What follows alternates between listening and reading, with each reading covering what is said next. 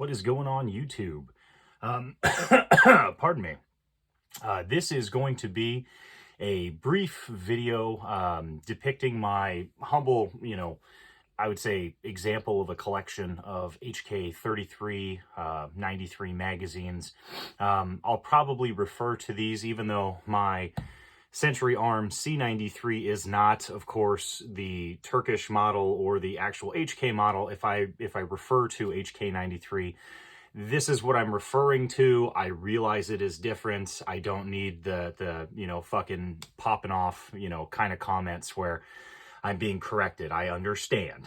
So when I refer to the magazines as HK93, that's what I'm talking about, is firearms that accept these magazines.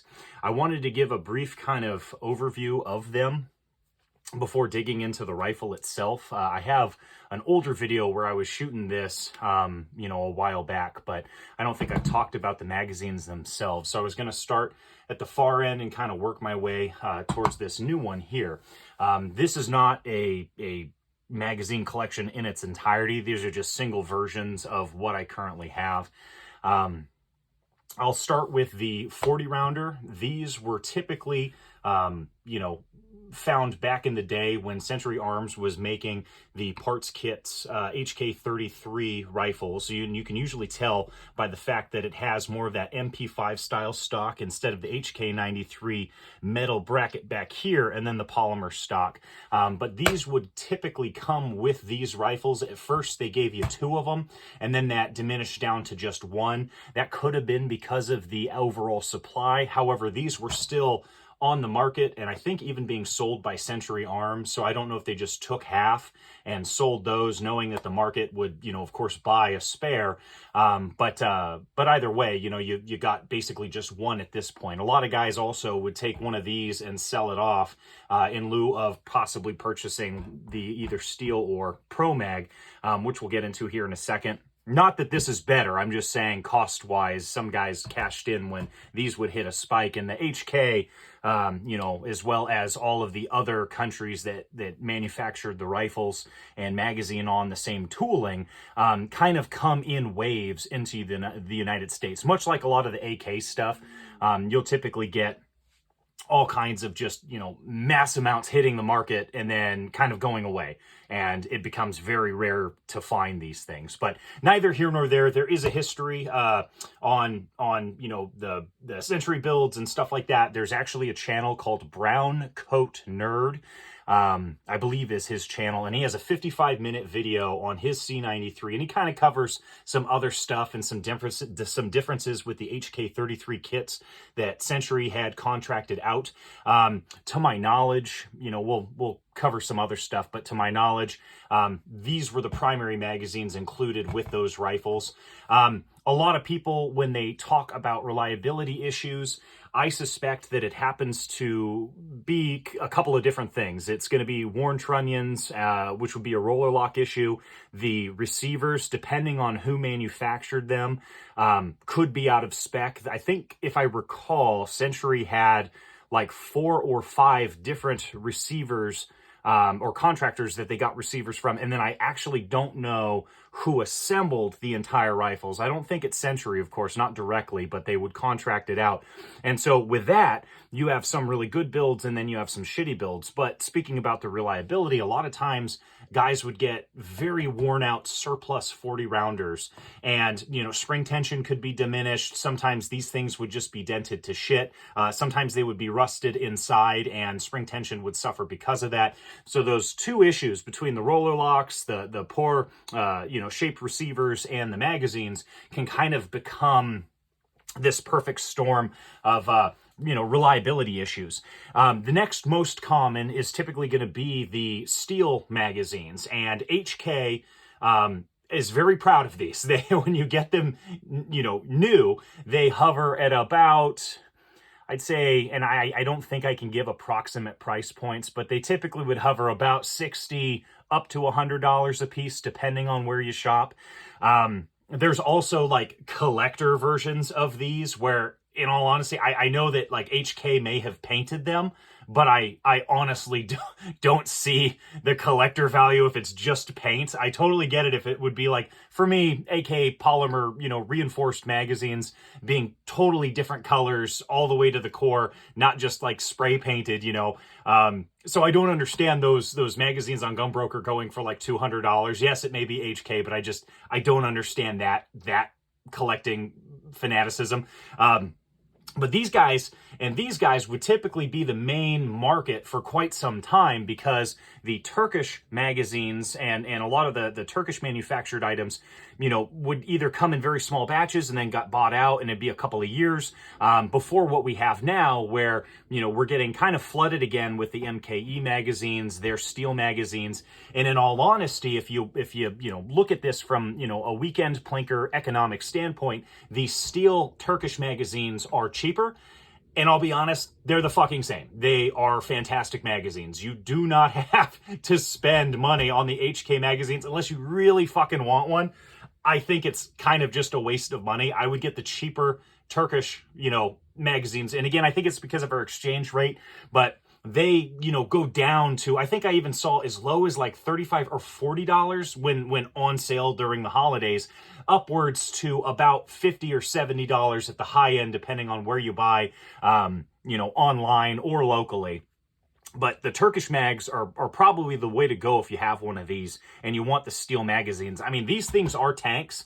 I don't quite agree with the fact that HK charges, you know, what they charge for certain things like polymer stocks, polymer fore ends, you know, trigger housings, stuff like that, steel magazines. I realize that they discontinued making stuff and therefore the supply is limited. I get that, but there are tons of these guys still new in wrapper at various vendors. And you cannot convince me that the price is necessary. I mean, I know it sounds a little commie to bitch about it in the free market, but at the same time, you know, HK kind of annoys me because they overprice a lot of things that truly do not need to be that expensive, because they're not special. You know, like I would understand barrels, you know, receivers, fucking the bolt carrier, even the fire control group. I get that. But stuff that's like polymer or stamped sheet metal, I don't understand that.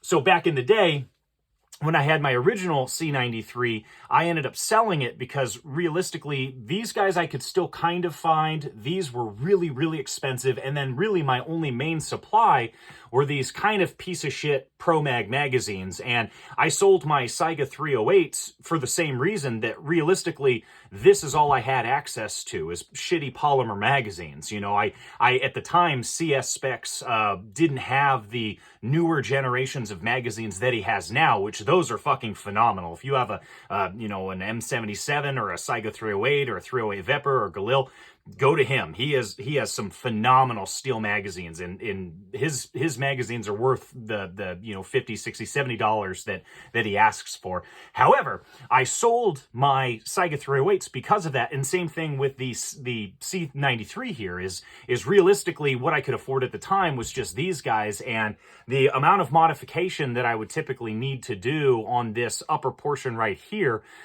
was pretty significant. And again, being younger, not really wanting to troubleshoot it and just wanting to get magazines and shoot, I wasn't patient with it. And so I originally traded this guy off, and it wasn't until a few years ago where I actually picked another C93 up, and now this is in my collection. I'm not going to let this one go. I'm letting a lot of other firearms go, but this is one that I will keep till the bitter end.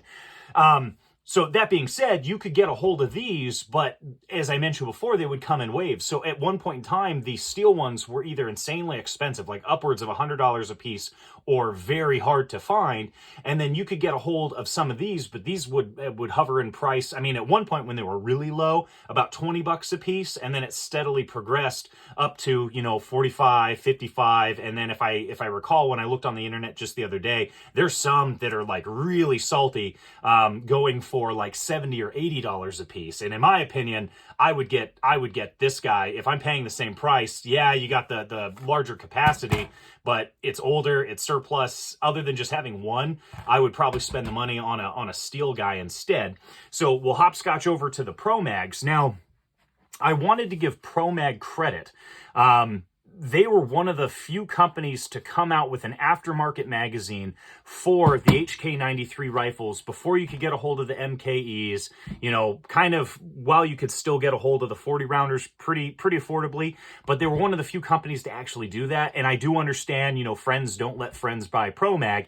And with Promag, it is very hit and miss. It is like 30% to 70% that it'll work. So 30% of the time, you're going to get something that actually works and functions. You know, like the single stack 45 magazines tend to work. Their Mini 14 magazines tend to work. There's a couple other single stack pistol mags. They have a couple other, you know, 9mm double stack mags that'll work. And these do work, but the polymer's pretty shitty.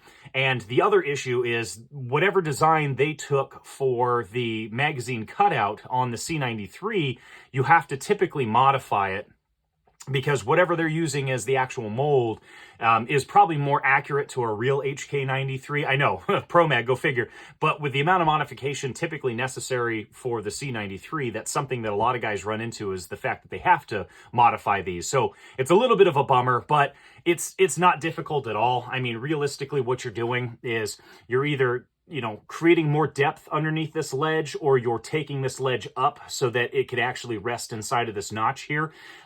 One easier remedy before you like go hog wild and start carving up all your magazines would be to possibly replace the magazine latch, which I'll show here in a little bit, on your C93 instead, which may have more of a square shelf to it, and it'll fit a lot better. I have a couple that a previous owner to my C93, before I replaced the magazine latch, really went hog wild on, and then I have a whole bunch of these like brand spanking new, but from a pawn shop that I have, and I don't need to modify them now, but you can definitely see evidence of that. I don't know if I'll throw in a picture of the one that's really shitty, but what I may do is actually cut it down and just like make a 10 rounder or something like that, something unique with that really mangled one. But it was cool that these guys actually came out with this when this market, you know, over here wasn't really available. So I give them props for that. I mean, they make a fuck ton of different magazines. It's just that it's not like there's a lot of R&D going in there. It really seems like they kind of, you know, make inferior products, and it's more bad than good. But if you have a C93 or HK93, I don't even know if I would dare put a shitty Promag in my actual HK93. But if you have one of the HK93 clones, this was a good way to beef up your magazine, you know, not collection, but amount that you would have on hand, because they make decent range mags. They run okay. It's just that obviously this is, you know, not a go to war, you know, firearm or magazine, or even firearm at this point. I mean, they're really cool rifles, but they can be finicky, and a lot of it has to do with either the roller lock issues or the magazines themselves.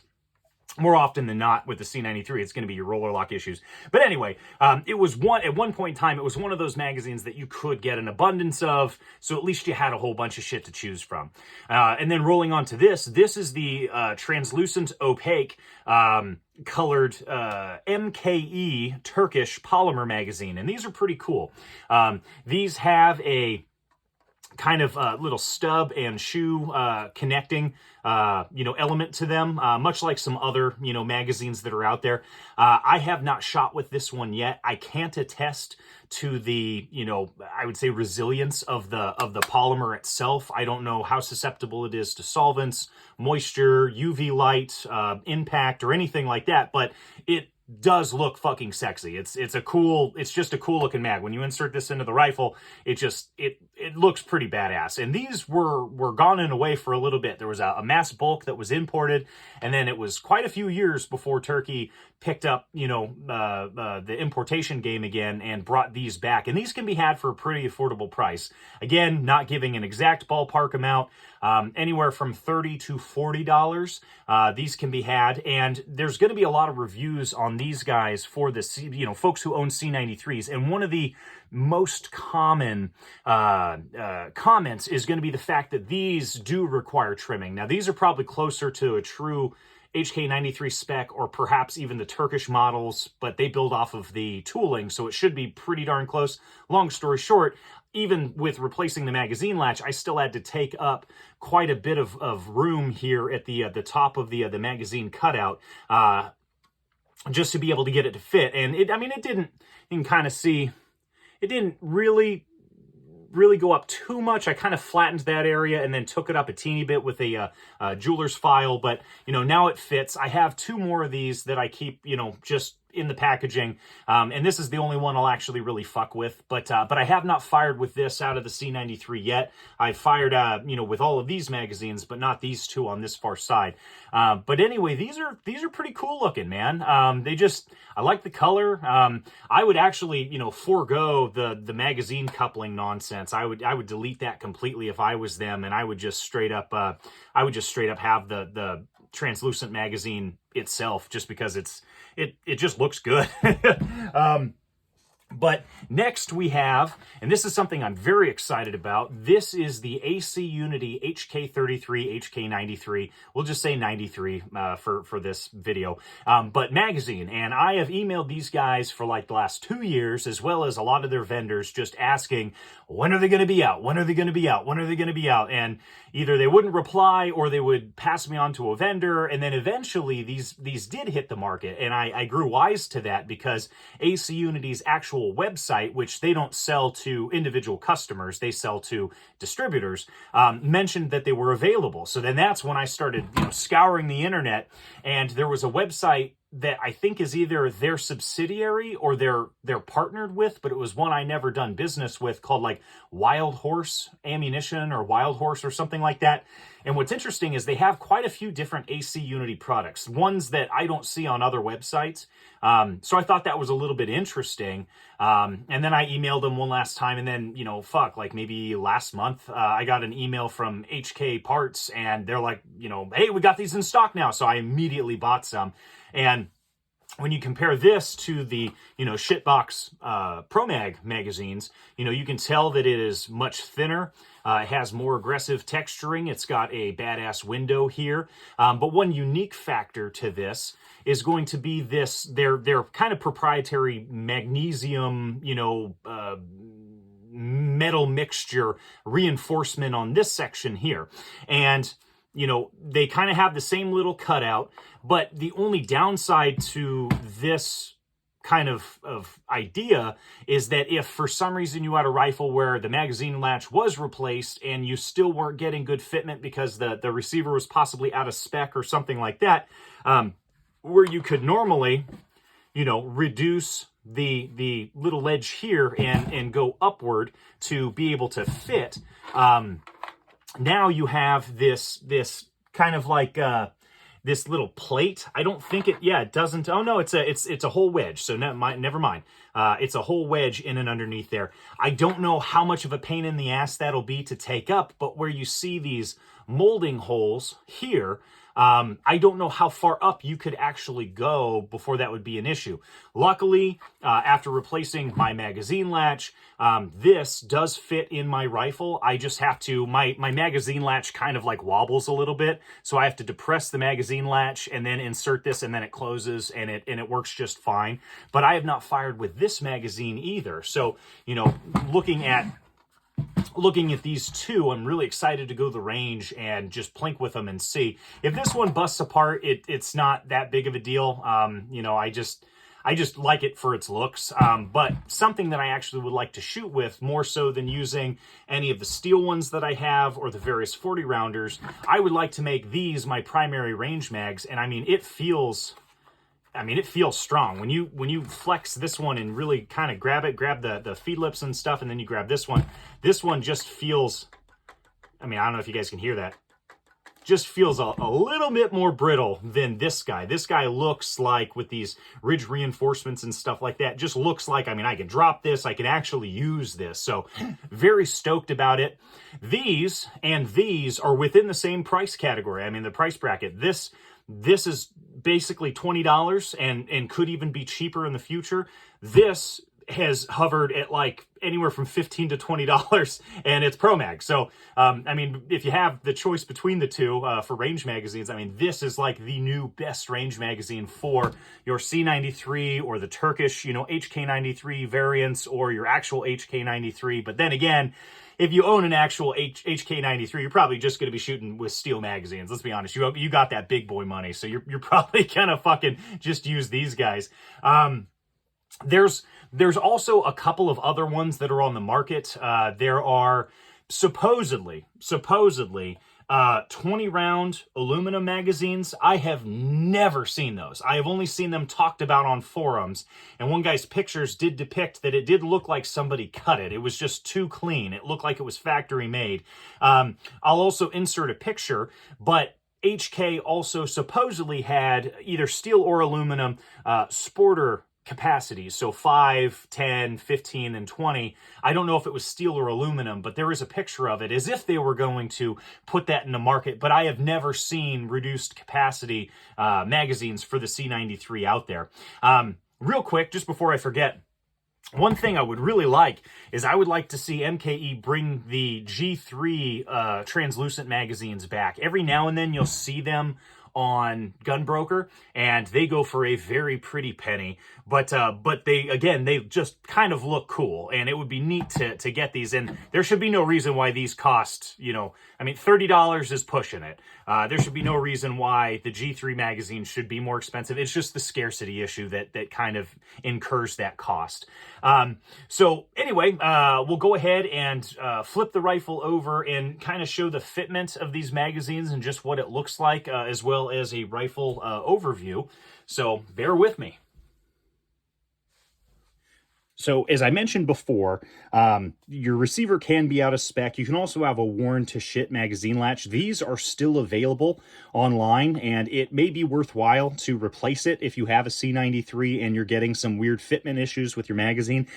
Replacing this actually remedied a lot of fitment issues with the magazines that I have, so it was a worthwhile upgrade or investment.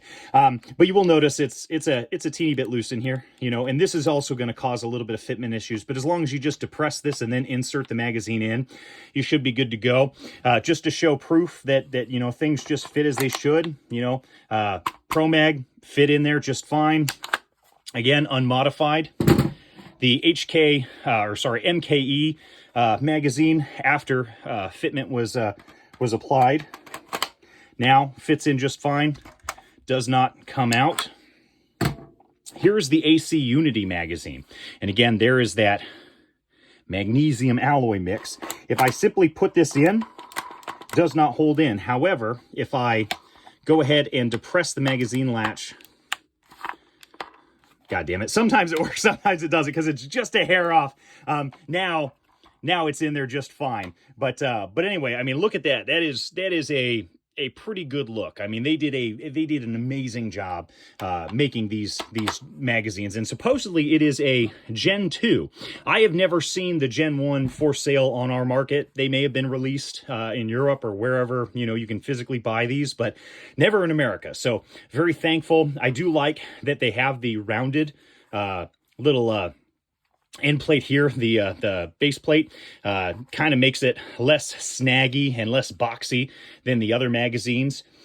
Here is the actual German HK93 magazine, and this fits in just as it should. So again, good fitment there. And lastly, this was done by the previous owner. They kind of took this down a little bit, and I suspect that's because of the magazine latch issue.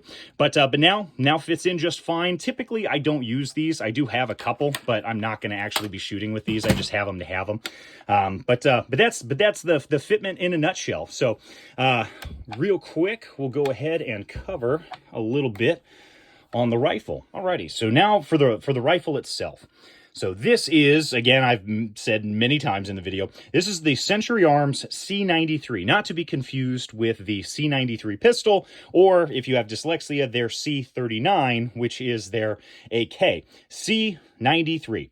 And again, these were built off of HK33 parts kits from either Thailand or Malaysia, maybe another country, but from what I've gathered on the internet, Thailand, Malaysia, things like that. But HK33, and again, the stock kind of denotes that. If it was a genuine HK93, it's typically going to have that metal bracket and then your stock, much like the G3 stocks, in terms of that metal back here. But not a big deal because these typically will have the buffered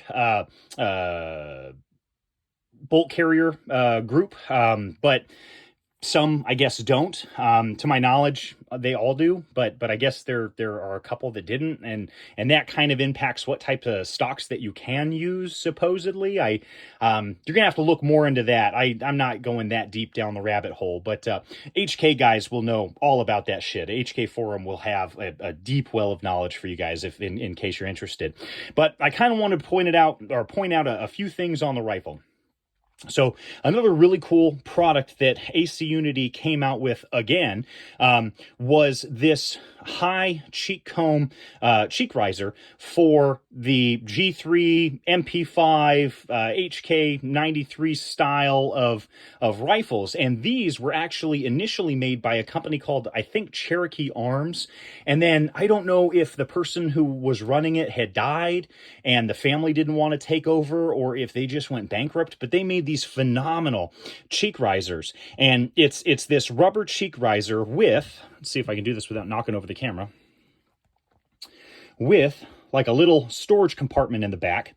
And they were awesome. These come with like, it's like 2, 4, 6, 7, like 7 or 8 nubs on the inside. And what you do is, depending on what stock you have, set me, MP5, HK93, there's wherever those little, pinholes are for these guys, the takedown pins, they can vary, in position. And so what you would do is you would cut that off with a knife or X-Acto knife or something like that to make those flush, and just utilize the nubs that actually fit into the stock that you're using. And once it's in there, it locks in pretty well. And being, this higher cheek comb, these are more designed to, kind of line up better with the claw mount, or if you had a rail and you had a little bit higher optics mount on the models that have the welded on rail, it works really, really well without having to buy a whole stock that has a built-in cheek riser into it. So this was a phenomenal product, and I was really happy when they came out with these a few years ago. So that was one really kind of cool thing that AC Unity, picked up the mantle on, was this guy. And these are awesome. Highly chemical resistant. They don't get slippery. They stay locked in place. It's a non-permanent, cheek riser, so I can take this off. The HK line of like roller lock rifles are just very modular. And truthfully, if we had a few companies really mass manufacture them, I mean, these could be every bit as, minus, changing calibers, of course, but in terms of furniture, trigger housing, optic mounts, very modular. I mean, it would rival ARs, again, excluding caliber changes. But, you take your stocks off, your forearms off, trigger housing off, and just totally reconfigure it to something else, make it shorter, make it longer. So it's pretty fucking cool. I really wish these would gain more popularity, but it looks like, now everyone wants to force fuck the AR, magazine adapter into it. And again, for the American market, it makes sense, but it's neither here nor there. So anyway, covering the back end, we'll hop over into this. Now, this is the typical claw mount. I went with that over the rail because it's a unique rifle, and I might as well go with something unique like a claw mount if it has the ability to mount. Now, when I sold my original C93, the UTG claw mounts were very, very common. You can find them literally anywhere. And because of, I guess, UTG going bankrupt or something, or getting bought out by another company, these became very uncommon. So when I picked my C93 up and I tried to just type in, HK claw mount, I could not find it. So they were almost all sold out at all the regular distributors, and couldn't find it on their website. But luckily, HK Parts has these still. I think they bought like the whole batch. They are like cast steel, and then they do this thick black coating on there. If they don't, you could just rattle can it yourself to be able to give it a little bit more corrosion resistance. But what's cool about them is if once you do obtain one, they have the same kind of hole mounts for this Picatinny rail. And if you wanted to have a lower mounted optic, you could even get the Arms number 21 style of Stenag scope rings, where it bolts in through the bottom, and then they have this, I don't know if you guys can see it, but see this little like overhang ledge here and up front there. and that just prevents kind of shift. You can also opt for that, but they're pretty pricey. They're like $100 a piece for the rings, and to my knowledge, they only come in 30 mil, and I think this is a 1-inch tube. So I've been holding off because I purchased this, very low quality Sightmark, 1:4 optic at a pawn shop, and it works for my intended use here. The whole reason for it is I wanted something compact so that when I ran the charging handle, it's not going to get in the way with something that would have a bigger bell. And for my purposes, it works okay. And if this ever shits the bed, well then yeah, I'll probably, go ahead and upgrade the rings and get a better, optic for it. But for right now, it kind of works. But the HK claw mounts can be very fucking expensive. Again, there's some scarcity, but also collector value. There's, I guess different manufacturers, and some are way more, expensive than others. I searched just the other day, and there's a couple of websites that have claw mounts for like $150 to $250, which I guess if you really want to ball out, you could do it. I don't really understand why I would do that. For something that's just a range toy for me, I'm not going to invest a shit ton of money. But then we'll get back to that here in a second. And then moving forward, got your wide hand guard. Again, to my knowledge, on a few websites, the Turkish companies have manufactured slim handguards for the HK93 rifles, which is really kind of cool.